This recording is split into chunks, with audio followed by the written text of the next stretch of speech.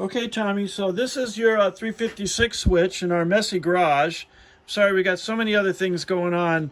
We're just in the middle of it here. But this is your switch, and it's gently clamped in the vise right here. Now, I want to point out to you that this thing came in completely burned to a crisp. All of these insulators across the back were blackened. You can see the brighter yellow because in 4 positions there, we use this material here, which is Garlock. It is a fiberglass reinforced phenolic insulating material. It's very, very strong, very tenacious, and we use that as a superior insulator in the laminates in the back of this burned out switch. So this switch does high-low beams, horn switch to get out of my way lights, as well as left and right turn signal.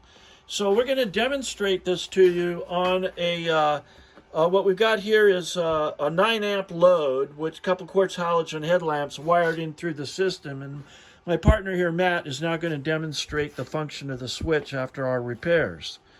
So first he's going to do headlights. So there's regular headlights. Okay, now go ahead and flip the switch. Now, of course, the headlight switch has to be turned on the dash in order to power up the headlights on this switch. So there's no off position, so to speak. We're directing power appropriately. So what are you testing right now? There's lows. Low beams, I think, yeah. And High beams. High beams, great. At 9-amp load, no problem at all. Mm-hmm. Okay. And then the pull function on the switch is...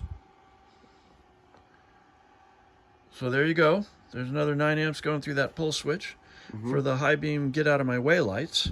All right, now we can go to the turn signals. Okay, now the turn signals, go ahead and set up for turn signals. They're fairly complex on this because having only a single filament in the rear of the car that does both turn signals and stop lights, this switch mechanically brains out how to make the left rear flash and the right rear stop. So, and that gets fairly complex here, but go ahead and show them. So this is for turning right.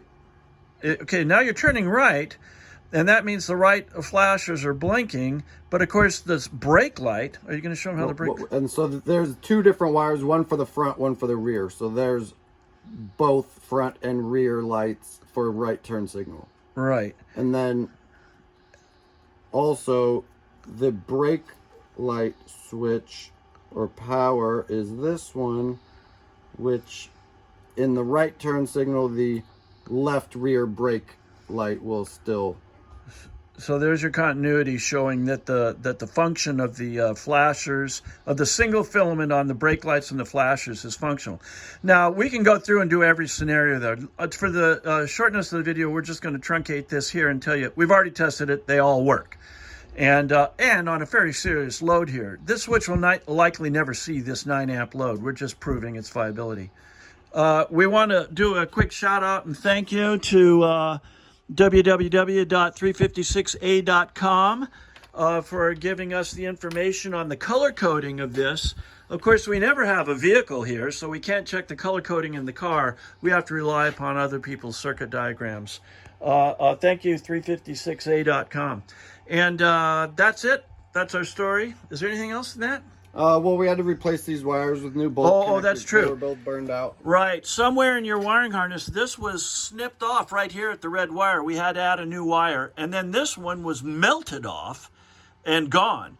So look in your wiring loom when you're reattaching these wires and verify that now you have wire where you didn't before and replace those 2 lines. That should do it? Yep. Thank you very much.